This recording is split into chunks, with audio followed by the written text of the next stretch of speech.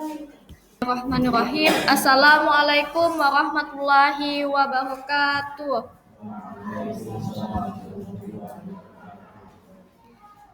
Pertama-tama saya ucapkan terima kasih kepada Bu Intan, Dr. Intan Kusumawati selaku dosen pengampu metodologi penelitian pendidikan dan teman-teman yang sudah hadir pada pagi hari ini. Nah, kami kelompok 4 yang akan mempresentasikan materi penelitian pengembangan R&D dengan anggota saya Aspia,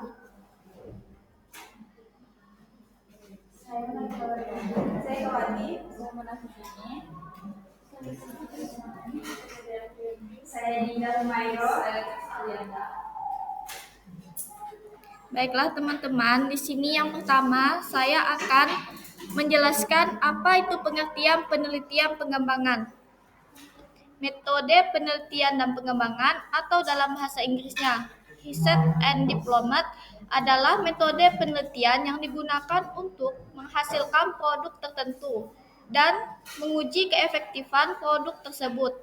Untuk dapat menghasilkan produk tertentu digunakan penelitian yang bersifat analisis kebutuhan dan untuk menguji keefektifan produk tersebut supaya dapat berfungsi di masyarakat luas. Maka diperlukan penelitian untuk menguji keefektifan produk tersebut. Jadi penelitian dan pengembangan bersifat longitudinal. Penelitian pengembangan dalam pendidikan adalah proses yang digunakan untuk mengembangkan dan validasi produk pendidikan. Langkah-langkah dari proses ini biasanya disebut sebagai siklus R&D yang terdiri dari mempelajari temuan penelitian yang berkaitan dengan produk yang akan dikembangkan, mengembangkan produk berdasarkan temuan dan revisinya untuk memperbaiki kekurangan yang ditemukan dalam tahap mengajukan pengujian. Dalam program yang lebih ketat dari R&D, siklus ini diulang sampai bidang data uji menunjukkan bahwa produk tersebut memenuhi tujuan perilaku didefinisikan. Nah, menurut Shields and Rees-Hay 1994 mendefinisikan penelitian pengembangan sebagai suatu pengkajian sistematik terdapat pendesainan, pengembangan dan evaluasi program, proses dan produk pembelajaran yang harus memenuhi kriteria validitas, kepraktisan dan efektivitas. Sedangkan menurut Rees-Hay dan Nelson 1996 membedakan penelitian pengembangan atas dua jenis, yaitu pertama, penelitian yang difokuskan pada pendesainan dan evaluasi atas produk atau program tertentu dengan tujuan untuk mendapatkan gambaran tentang proses pengembangan serta mempelajari kondisi yang mendukung bagi implementasi program tersebut. Nah, untuk yang kedua, penelitian yang dipusatkan pada pengkajian terhadap program pengembangan yang dilakukan sebelumnya. Tujuan ini untuk memperoleh gambaran tentang prosedur, pendesainan, dan evaluasi yang efektif. Sedangkan menurut Sugiono 2016, metode penelitian pengembangan telah banyak dikembangkan pada bidang ilmu alam dan teknik. Sedangkan dalam bidang sosial dan pendidikan, peranan penelitian pengembangan masih sangat kecil atau kurang dari 1% dari biaya pendidikan.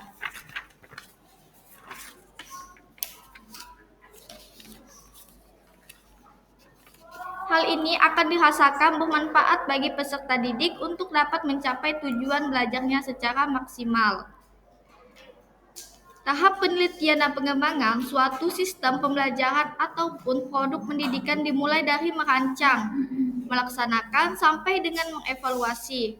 Produk atau modal pembelajaran yang dikembangkan bermakna luas karena tidak hanya memperhatikan permasalahan yang muncul, namun juga melihat karakteristik peserta didik, guru, kesiapan, sarana prasarana, dan perangkat pendukung. Sehingga dalam melakukan riset and development perlu mempertimbangkan seluruh komponen yang terlibat dari proses pembelajaran. Penelitian dan pengembangan memiliki langkah-langkah terstruktur yang urut. Oleh karena itu, terdapat berbagai macam model penelitian dan pengembangan yang dapat digunakan untuk mengembangkan suatu sistem, model, atau produk pendidikan sesuai dengan kebutuhan desainer pendidikan. Nah, berdasarkan tiga pendapat tadi, maka dapat disimpulkan bahwa penelitian pengembangan adalah suatu proses yang digunakan untuk mengembangkan dan memvalidasi produk-produk yang digunakan dalam pendidikan. Produk yang dihasilkan seperti bahan pelatihan untuk guru, materi belajar, media, soal atau materi, dan sistem pengolahan dalam pembelajaran. Metode penelitian dan pengembangan telah banyak digunakan pada bidang-bidang ilmu alam dan teknik, seperti kalau di produk teknologi, elektronik, kendaraan bermotor, pesawat terbang, kapal laut, senjata, dan obat-obatan. Namun, demikian metode penelitian dan pengembangan bisa juga digunakan dalam bidang-bidang ilmu sosial seperti psikologi, sosiologi, pendidikan, manajemen, dan lainnya. Pada penelitian pengembangan pada industri merupakan ujung tombak dari suatu industri dalam menghasilkan produk-produk baru yang dibutuhkan oleh pasar.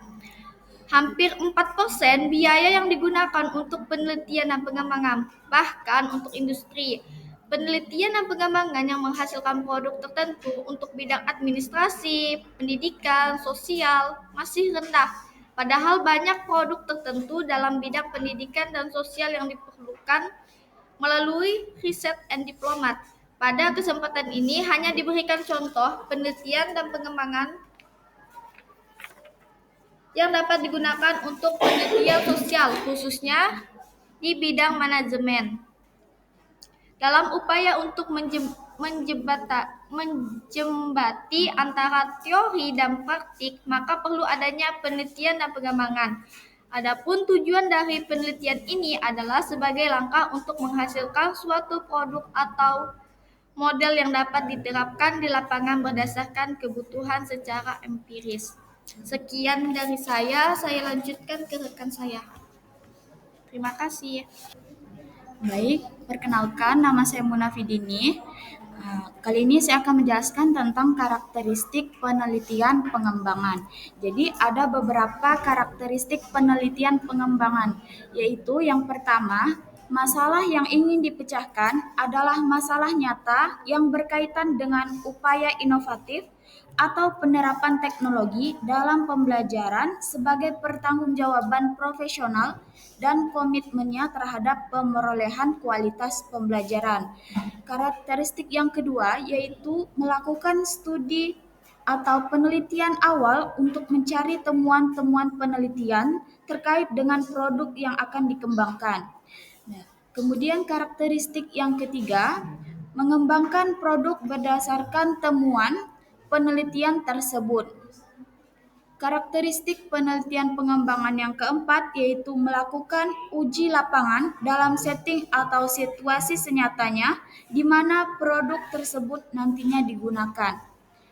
Dan karakteristik penelitian pengembangan yang kelima yaitu melakukan revisi untuk memperbaiki kelemahan-kelemahan yang ditemukan dalam tahap-tahap uji lapangan.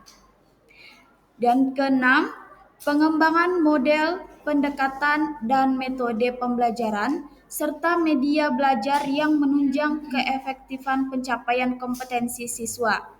Kemudian karakteristik yang ketujuh, proses pengembangan produk, validasi yang dilakukan melalui uji ahli dan uji coba lapangan secara terbatas perlu dilakukan sehingga produk yang dihasilkan bermanfaat untuk peningkatan kualitas pembelajaran.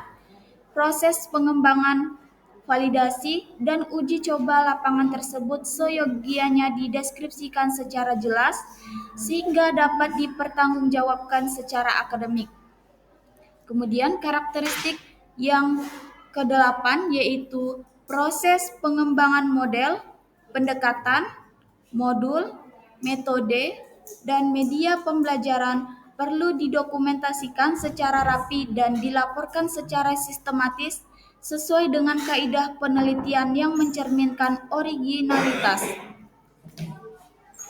Baik, cukup sekian yang dapat saya sampaikan. Akan dilanjutkan oleh rekan saya. Terima kasih. Baiklah, saya Malita Wardani akan melanjutkan materi motif penelitian pengembangan. Sedangkan motif penelitian pengembangan seperti dikemukakan Acker 1999 antara lain ada 3. Yang pertama, motif dasarnya bahwa penelitian kebanyakan dilakukan bersifat tradisional seperti eksperimen, survei, analisis korelasi yang fokusnya pada analisis deskriptif yang tidak memberikan hasil yang berguna untuk desain dan pengembangan dalam pendidikan. Yang kedua, keadaan yang sangat kompleks dari banyaknya perubahan kebijakan di dalam dunia pendidikan, sehingga diperlukan pendekatan penelitian yang lebih evolusioner atau interaktif dan siklis. Yang ketiga, penelitian bidang pendidikan secara umum kebanyakan mengarah pada reputasi yang ragu-ragu dikarenakan relevansi ketidakadaan bukti. Materi selanjutnya dilanjutkan oleh rekan saya. Baik, perkenalkan nama saya Dea Priyanti. Di sini saya akan menjelaskan tentang langkah-langkah penelitian dan pengembangan. Nah, di sini ada 10 langkah. Yang pertama adalah potensi dan masalah. Penelitian dapat berangkat dari adanya potensi atau masalah. Potensi adalah segala sesuatu yang bila didaya gunakan akan memiliki nilai tambah. Dalam bidang sosial dan pendidikan, misalnya kita punya potensi penduduk usia kerja yang cukup banyak, sehingga melalui model pendidikan tertentu dapat diberdayakan sebagai tenaga kerja petani atau industri berbasis bahan mentah alam Indonesia. Nah, semua potensi akan berkembang menjadi masalah bila kita tidak dapat mendayagunakan potensi-potensi tersebut. Misal, kita punya cadangan sumber daya alam yang banyak tetapi tidak dapat mendayagunakannya sehingga akan menjadi masalah.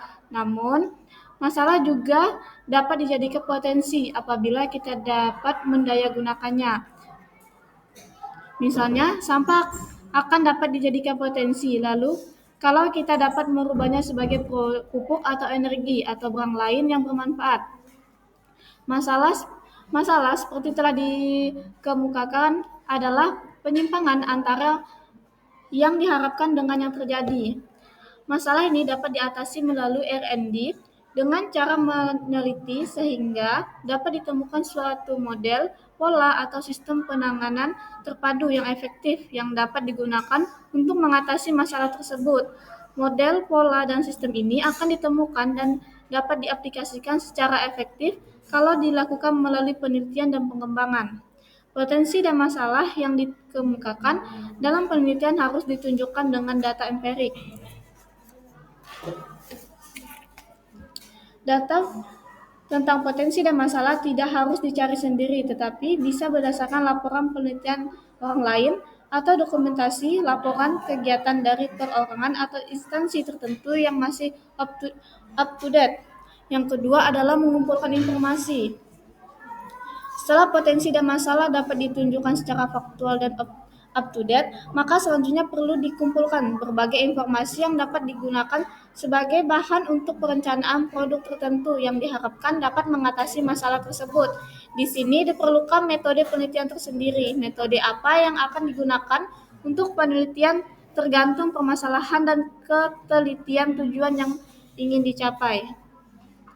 Selanjutnya yang ketiga, desain produk. Desain produk yang dihasilkan dalam penelitian R&D bermacam-macam.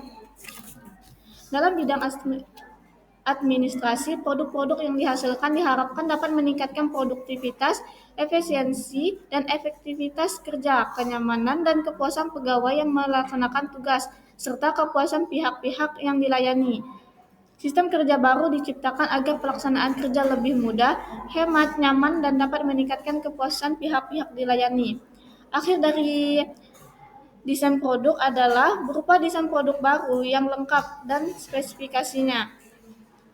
Desain produk harus diwujudkan dalam gambar atau bagan sehingga dapat digunakan sebagai pegangan untuk menilai dan membuatnya. Dalam bidang teknik, desain produk harus dilengkapi dengan penjelasan mengenai bahan-bahan yang digunakan untuk membuat setiap komponen pada produk tersebut, ukuran, dan toleransinya, alat yang digunakan untuk mengerjakan, serta prosedur kerja. Keempat, validasi desain. Validasi desain merupakan proses kegiatan untuk menilai apakah rancangan produk, dalam hal ini sistem baru, secara rasional akan lebih efektif dari yang lama atau tidak. Dikatakan secara rasional karena validasi di sini masih bersifat penilaian berdasarkan pemikiran rasional, belum fakta lapangan. Validasi produk dapat dilakukan dengan cara menghadirkan beberapa pakar atau ahli tenaga yang sudah berpengalaman untuk menilai produk baru yang dirancang tersebut. Setiap pakar diminta untuk menilai desain tersebut, sehingga selanjutnya dapat diketahui kelemahan dan kekuatannya. Validasi desain dapat dilakukan dalam forum diskusi. Sebelum diskusi, peneliti mempresentasikan proses penelitian sampai ditemukan desain tersebut. Yang kelima, perbaikan desain. Setelah desain produk, validasi melalui diskusi dengan pakar dan para ahli lainnya, maka akan diketahui kelemahannya. Kelemahan tersebut selanjutnya dicoba untuk dikurangi dengan cara memperbaiki desain. Yang bertugas memperbaiki desain adalah peneliti yang menghasilkan produk tersebut. Yang keenam, uji coba produk.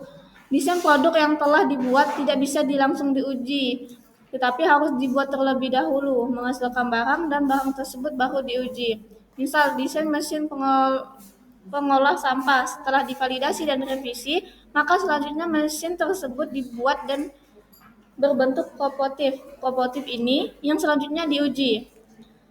Untuk itu, pengujian dapat dilakukan dengan eksperimen, yaitu membandingkan efektivitas dan efisiensi sistem kerja lama dengan yang baru.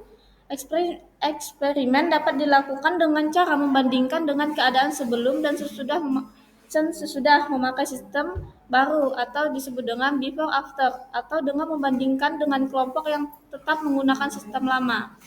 Dalam hal ini ada kelompok eksperimen dan kelompok kontrol.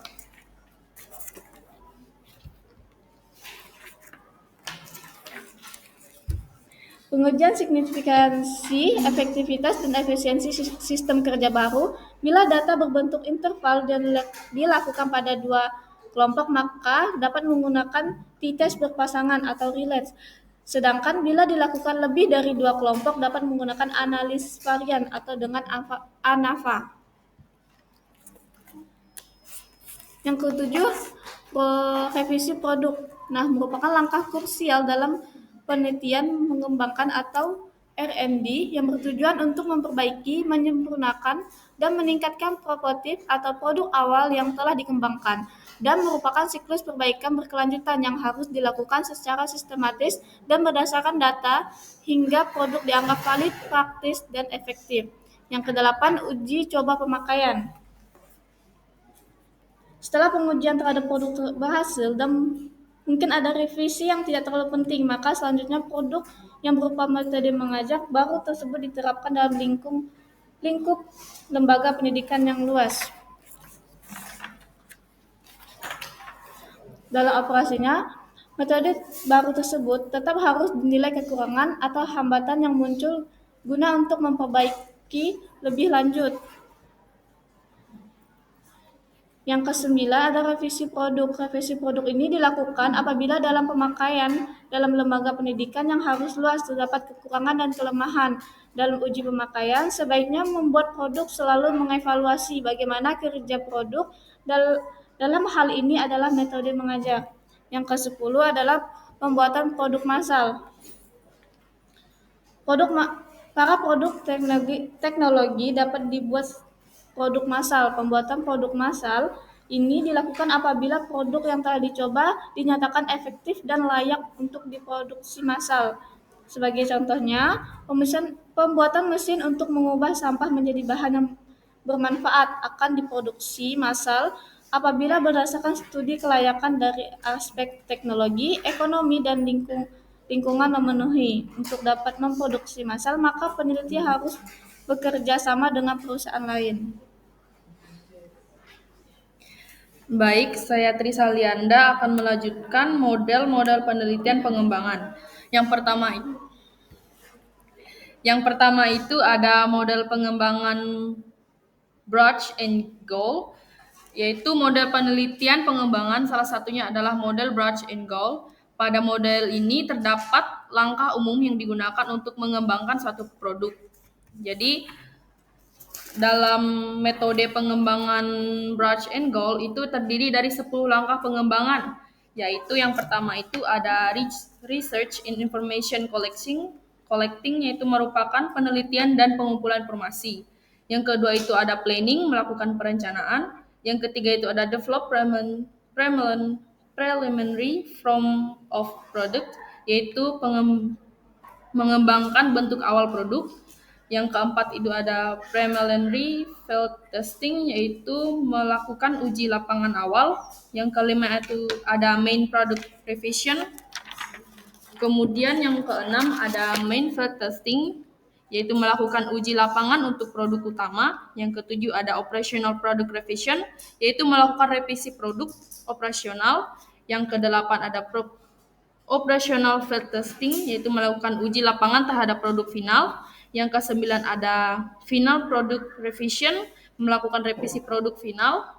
Dan yang ke-10 ada dissemination and implementation, diseminasi dan pengimplementasian.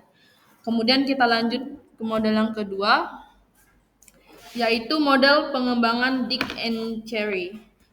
Model pengembangan Dick and Cherry ini lebih berfokus pada analisis desain pembelajaran yang terdiri dari 10 langkah, sehingga model ini paling banyak digunakan oleh para desainer pembelajaran. Nah, adapun langkah-langkah model Dick and Cherry ini, yang pertama itu analisis kebutuhan untuk mengidentifikasi tujuan. Nah, jadi pada tahap awal model ini adalah melakukan analisis kebutuhan yang akan melahirkan sebuah tujuan umum pembelajaran melalui pencermatan problem yang nampak. Kegiatan analisis kinerja biasanya dilakukan untuk mengkaji problem yang menghasilkan tujuan pembelajaran. Kegiatan analisis kebutuhan dilakukan melalui serangkaian proses yang ilmiah, yang rasional, sehingga menghasilkan beberapa alternatif pemecahan masalah. Yang kedua itu ada analisis pembelajaran. Analisis pembelajaran yang merupakan penjabaran spesifik dari tujuan umum pembelajaran. Tujuan utama dalam kegiatan ini adalah mengidentifikasi keterampilan dan pengetahuan yang akan dilibatkan dalam pembelajaran, antara lain pengetahuan, sikap, keterampilan yang perlu dimiliki oleh peserta didik untuk mencapai tujuan kompetensi yang diharapkan. Yang ketiga itu ada menganalisis peserta didik dan konteksnya. Selanjutnya, analisis karakteristik peserta didik yang akan belajar dan konteks pembelajaran. Analisis karakteristik meliputi deskripsi 15 kemampuan secara aktual yang dimiliki peserta didik. Adapun analisis konteks tersebut paling penting untuk membantu peserta didik dalam mengkonstruksi pengetahuan yang tepat. Apakah peserta didik itu berada pada lingkungan yang mendukung untuk memotivasi dan mentransfer keterampilan baru kepada peserta didik. Kemudian yang keempat itu ada menuliskan tujuan untuk kerja. Tujuan pembelajaran khusus atau indikator adalah deskripsi secara detail tentang apa yang akan dapat dikerjakan peserta didik dalam menyelesaikan suatu unit pembelajaran. Yang kelima itu ada mengembangkan instrumen penilaian. Nah, ketercapaian tujuan ataupun kualitas pembelajaran dapat dievaluasi melalui proses asesmen.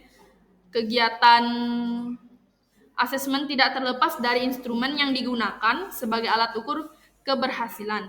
Dalam proses desain pembelajaran dengan pendekatan sistem, kajian tentang asesmen dilakukan sebelum pengembangan strategi, pengembangan material, dan pelaksanaan pembelajaran. Nah, kegunaan instrumen evaluasi ini adalah untuk mengetahui tingkat performance peserta didik setelah menerima pembelajaran. Yang keenam itu ada mengembangkan strategi pembelajaran. Nah, strategi pembelajaran yang dipilih adalah strategi pembelajaran yang dapat dijadikan media informasi. Apakah mendukung ketercapaian kompetensi yang telah dirumuskan. Nah, terdapat 5 komponen belajar menurut Dick and Cherry. Ini hasil modifikasi dari konsep strategi pembelajaran yang disebut Five Events of Instruction yang dikembangkan oleh Gagne, yaitu yang pertama ada aktivitas awal, yang kedua ada penyajian materi, yang ketiga ada partisipasi peserta didik, yang keempat ada asesmen, yang kelima ada follow torch activities. Yang ketujuh ada pengembangan bahan ajar. Nah, jadi dalam rangkaian itu mengembangkan bahan ajar sesuai dengan tujuan pembelajaran atau kompetensi yang telah dirumuskan. Setelah disesuaikan dengan strategi pembelajaran yang digunakan, perumusan bahan ajar juga perlu disertai dengan manual bagi 17 instruktur untuk menunjukkan bagaimana material ini diimplementasikan dalam pembelajaran. Kemudian yang kedelapan itu ada merancang evaluasi formatif, yaitu berfungsi sebagai alat untuk mengumpulkan data terkait kekuatan dan kelemahan program pembelajaran yang telah dirancang, serta digunakan sebagai dasar dalam kegiatan revisi pembelajaran agar diperoleh pelaksana pembelajaran yang lebih efektif dan efisien. Ada 3 pokok kegiatan pada tahap ini, yaitu ada pengumpulan data, analisis, dan hasil evaluasi dan revisi. Nah, berfungsi untuk memperbaiki dan menyempurnakan suatu program yang telah dikembangkan. Yang ke-9 itu ada melakukan revisi terhadap program pembelajaran. Nah, jadi pada tahap ini itu kegiatan dilakukan adalah untuk merevisi berdasarkan dari hasil formatif dan melakukan identifikasi kekurangan dalam materi pembelajaran dan sebagai bahan untuk menyajikan pembelajaran. Yang terakhir itu ada melakukan evaluasi sumatif. Evaluasi sumatif ini merupakan evaluasi puncak terhadap program pembelajaran yang telah dirancang. Setelah program tersebut dilakukan evaluasi formatif dan dilakukan revisi-revisi terhadap produk, maka selanjutnya dilakukan evaluasi sumatif. Berbeda dengan evaluasi formatif yang berfungsi untuk memperbaiki bahan ajar, pada evaluasi sumatif memiliki fungsi untuk mengetahui tingkat keefektifan program yang diujikan pada khalayak lebih luas dan melibatkan pihak eksternal. Baik, saya Sastika Nismayani akan membahas tentang model pengembangan 4D dan model pengembangan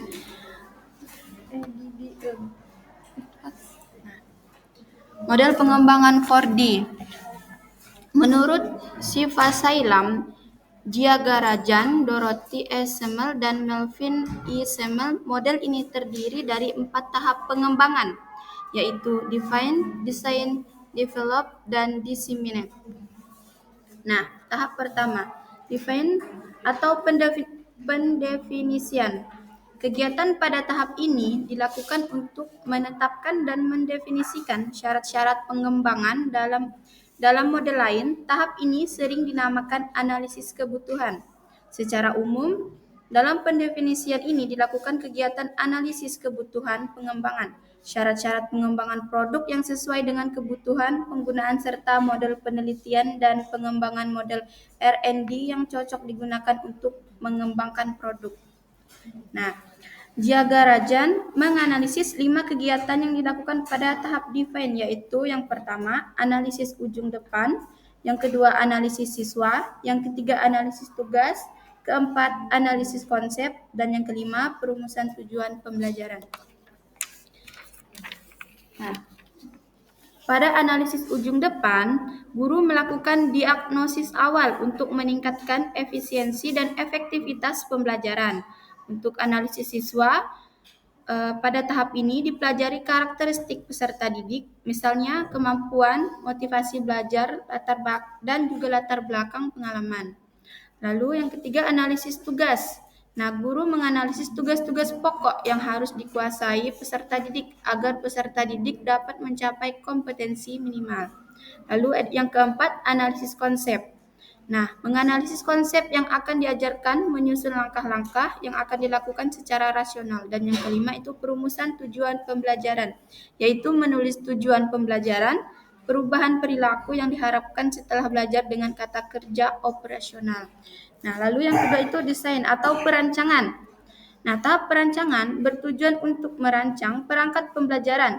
Jiagarajan dan kawan-kawan membagi perancangan menjadi 4 langkah yang harus dilakukan, yaitu yang pertama, penyusunan standar tes.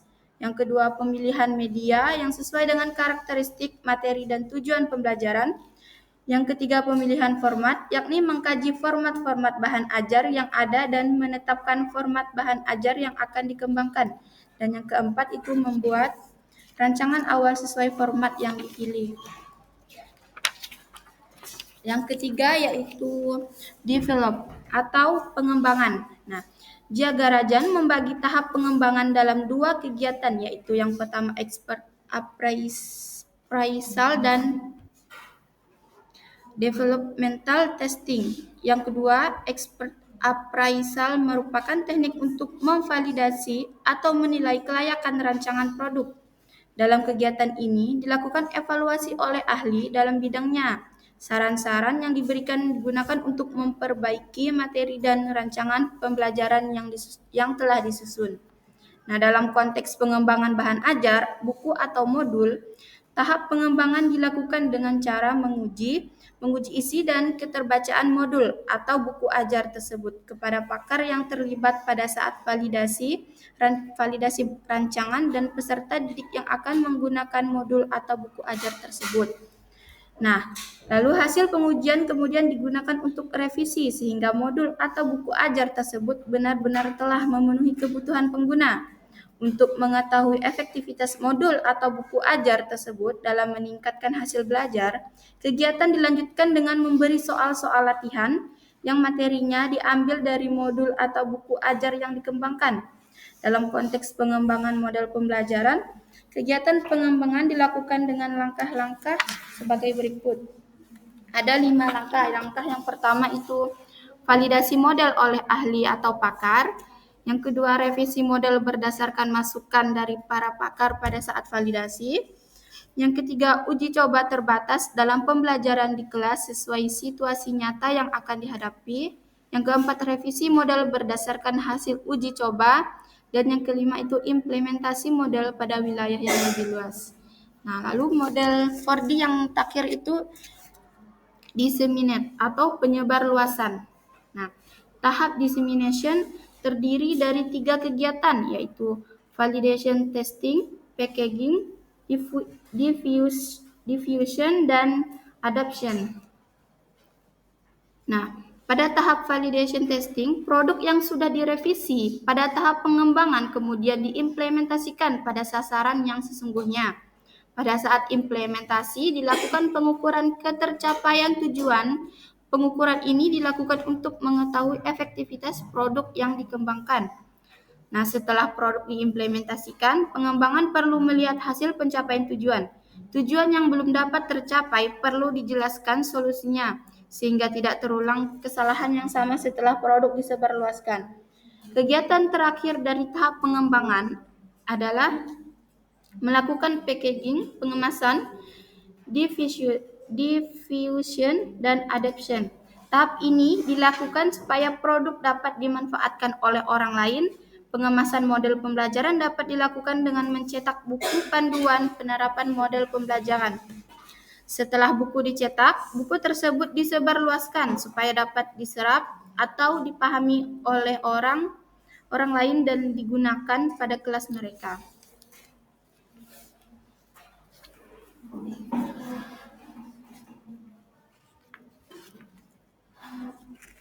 Nah, masuk ke model yang keempat itu model pengembangan EDDIE. Nah, model pengembangan yang dapat digunakan dalam penelitian yang mengembangkan adalah model EDDIE analysis atau design, development, implementation, dan evaluation. Nah, model ADDIE merupakan salah satu model desain pembelajaran sistematik.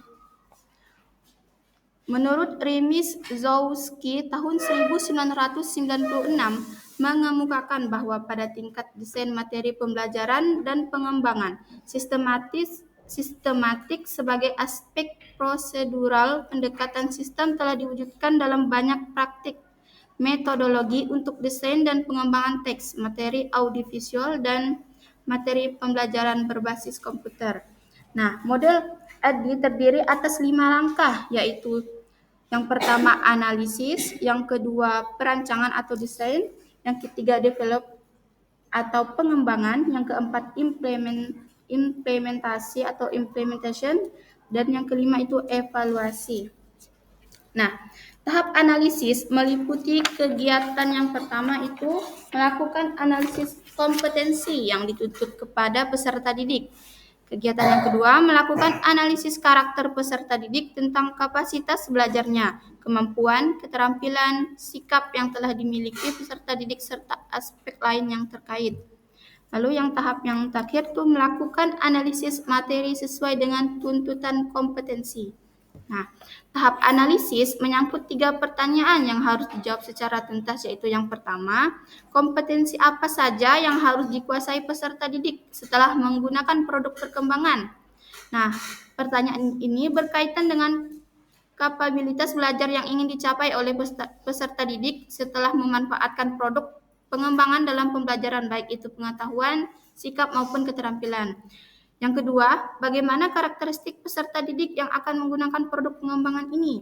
Nah, hal ini berkenaan dengan keadaan peserta didik yang akan menjadi sasaran pengguna produk pengembangan.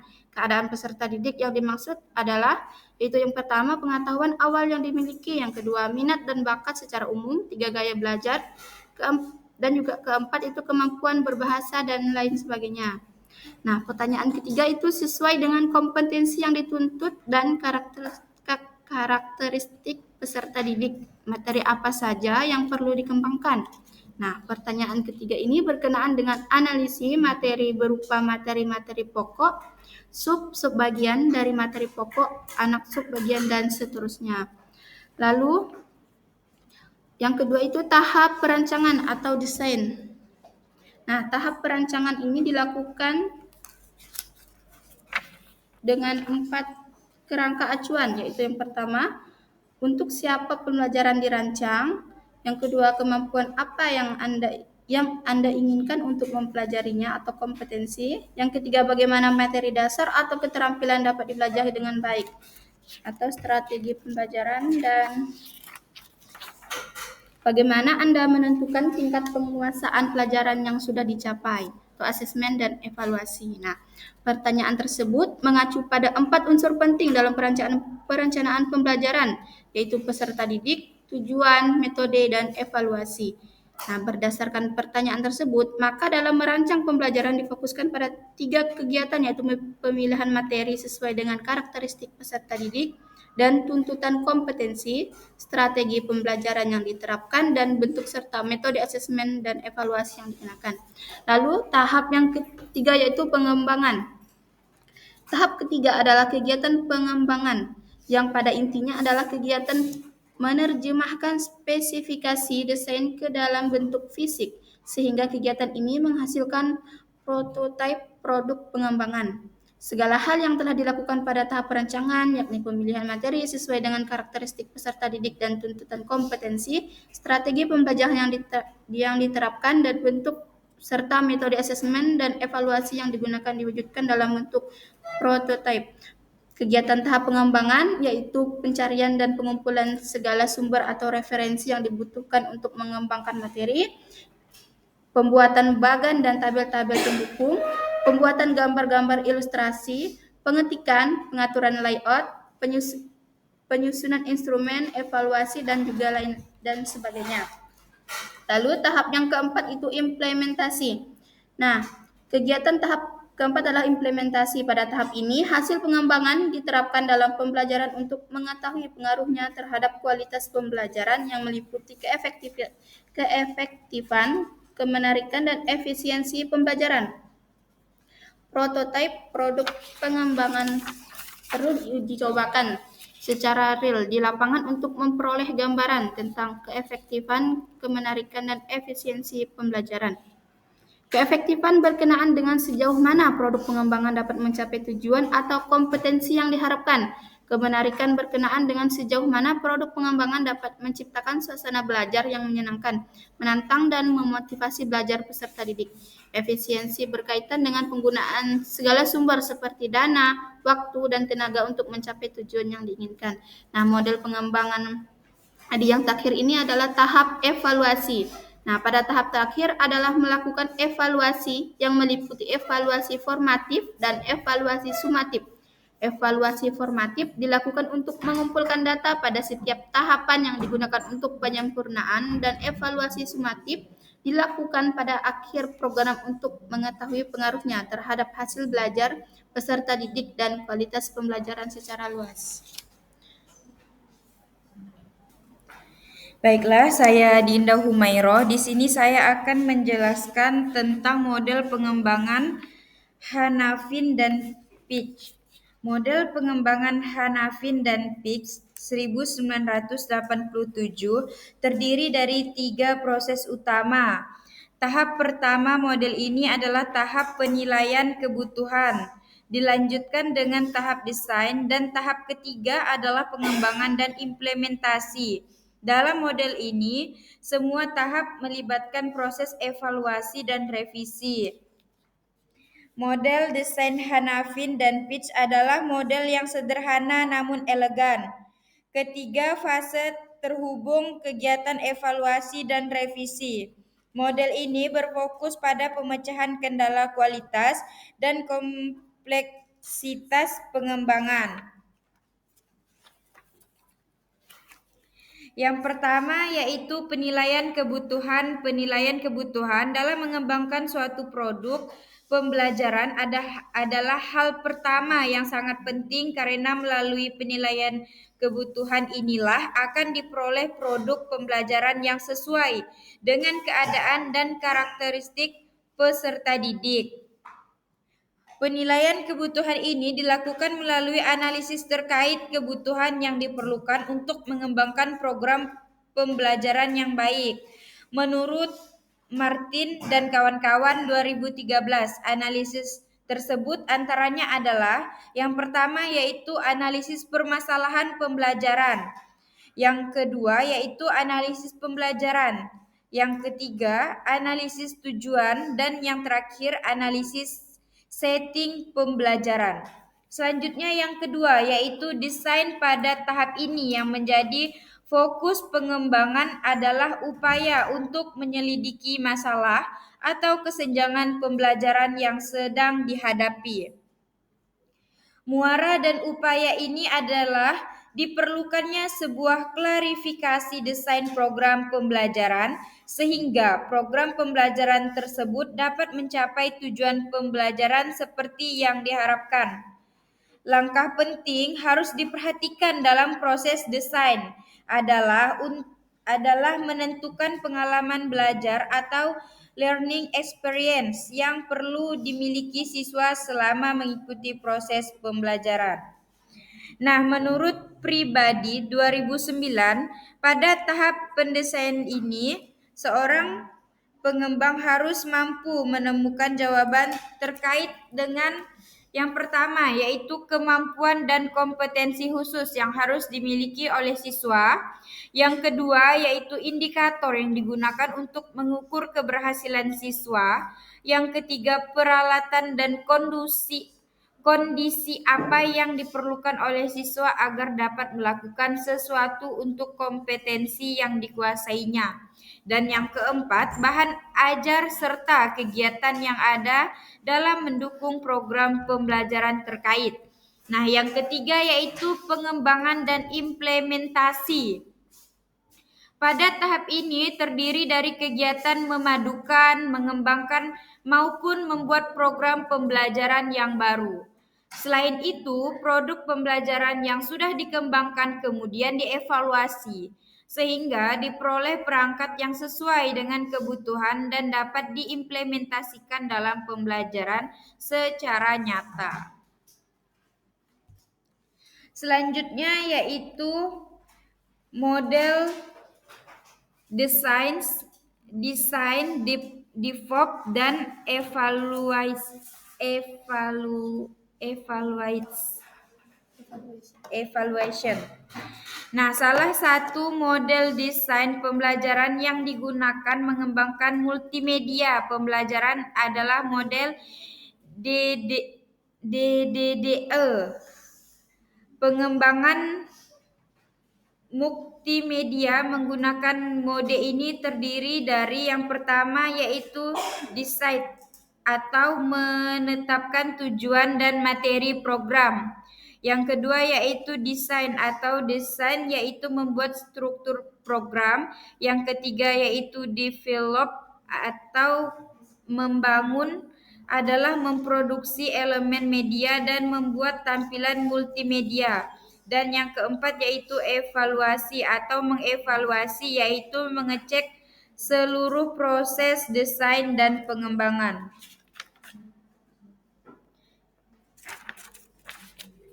Nah, yang pertama, the sites. Tahap pertama dalam mode ini adalah merencanakan produk multimedia.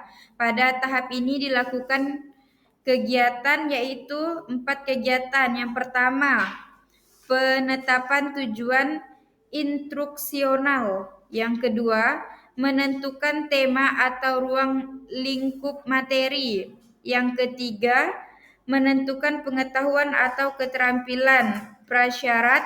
Dan yang keempat, menilai ketersediaan komputer dan sumber daya lain yang diperlukan. Yang kedua yaitu desain. Tahap desain merupakan tahap berpikir visual karena menghasilkan cetak biru untuk keseluruhan produk multimedia dalam bentuk outline, materi, tampilan, dan storyboard. Sebelum mulai ke langkah pengembangan, pengembangan harus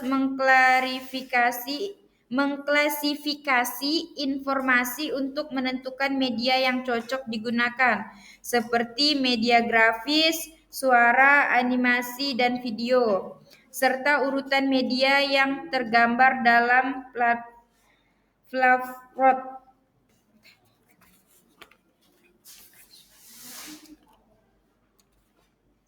Nah, ada 2 faktor yang diperhatikan membuat outline konten, yaitu syarat multimedia dan sasaran.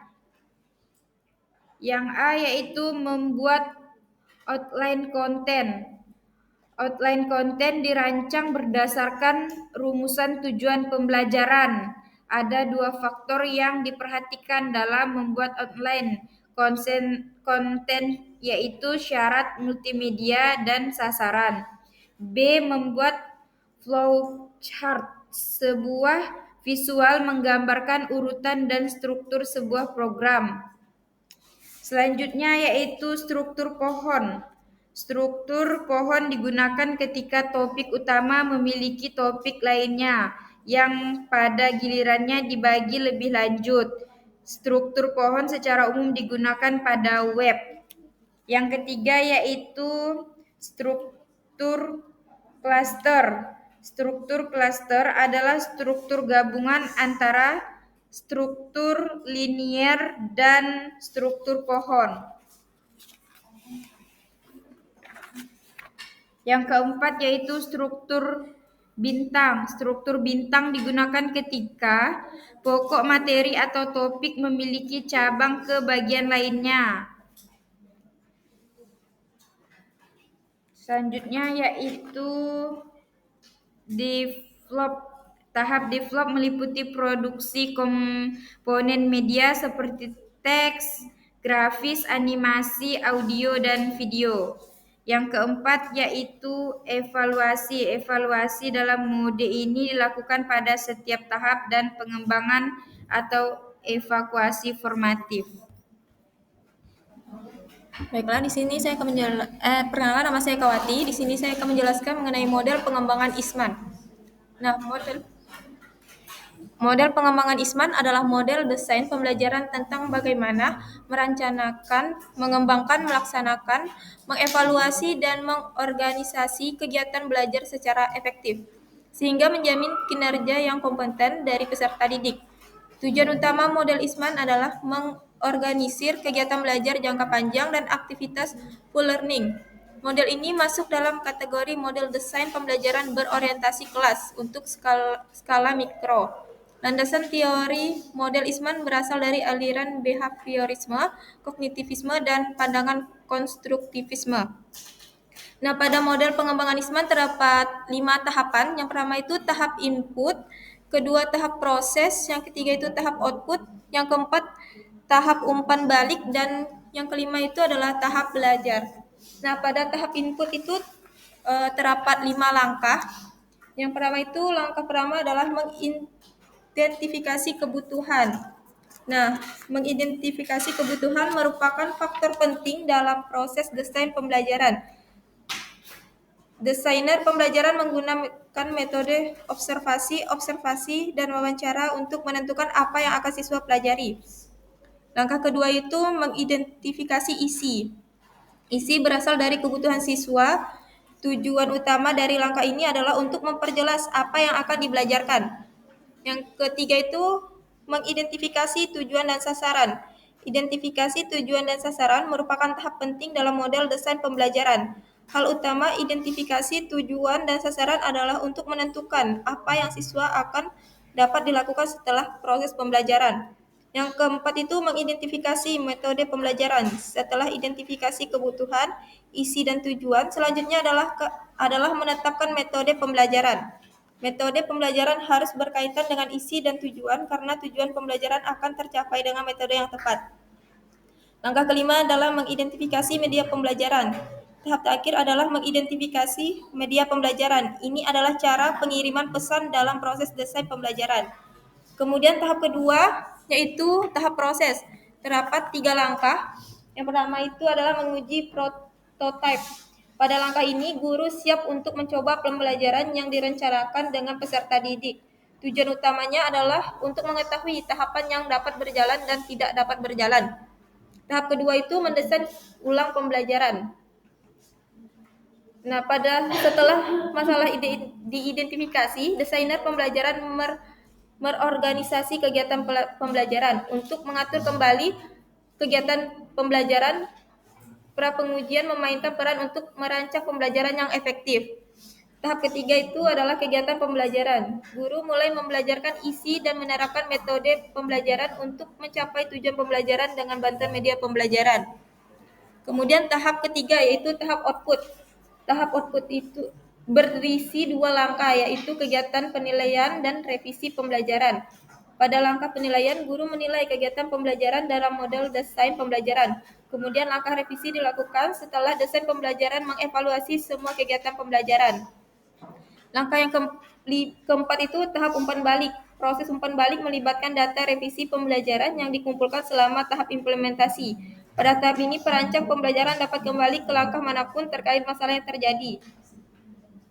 Tahap kelima itu tahap belajar. Tahap belajar merupakan tahap akhir dari model Eastman. Tahap ini bisa dicapai apabila tahap-tahap sebelum tidak mengalami kendala, sehingga tercipta modus full learning. Model pengembangan Sukmadinata. Sukmadinata dan kawan-kawan telah melakukan 4 penelitian menggunakan pendekatan penelitian dan pengembangan yang cukup punya arti bagi pengembang pendidikan di Indonesia. Ada 3. Yang pertama, penelitian yang mendasari modifikasi. Penelitian pertama berjudul Pengembangan Model Kurikulum SMK Unggul Berasrama. Yang kedua, pengembangan model pengendalian mutu pendidikan sekolah menengah kejuruan. Yang ketiga, pengembangan model-model kurikulum dan pengajaran pada pendidikan dasar, pendidikan menengah, dan pendidikan tinggi. Yang keempat, pengembangan standar kemampuan lulusan pendidikan dasar 9 tahun dan aplikasinya dalam pengembangan kurikulum. Yang kedua, tahap-tahap penelitian dan pengembangan yang dimodifikasi. Keempat, penelitian tersebut menggunakan pendekatan penelitian yang sama, yaitu penelitian dan pengembangan yang dimodifikasi dari 10 langkah penelitian dan pengembangan dari Berg and Gall. Secara garis besar, langkah penelitian dan pengembangan yang dikembangkan oleh Sukmadinata dan kawan-kawan terdiri atas 3 tahap, yaitu studi pendahuluan, pengembangan model, dan uji model. Yang ketiga, uji produk dan sosialisasi hasil. Uji produk merupakan tahap pengujian keampuhan produk yang dihasilkan dalam penelitian, yang berarti menguji keampuhan model pembelajaran komunikatif dibandingkan dengan pembelajaran yang biasa digunakan di sekolah. Pengujian dilakukan dengan menggunakan metode eksperimental. Dalam pelaksanaan pengujian digunakan dua kelompok sampel, yaitu kelompok eksperimen dan kelompok kontrol. Baik, masuk ke kesimpulan. Kesimpulannya, metode penelitian dan pengembangan atau dalam bahasa Inggrisnya research and development adalah metode penelitian yang digunakan untuk menghasilkan produk tertentu dan menguji keefektifan produk tersebut. Jadi terdapat 10 langkah-langkah dalam penelitian pengembangan atau research and development dan kemudian terdapat 8 jenis penelitian pengembangan.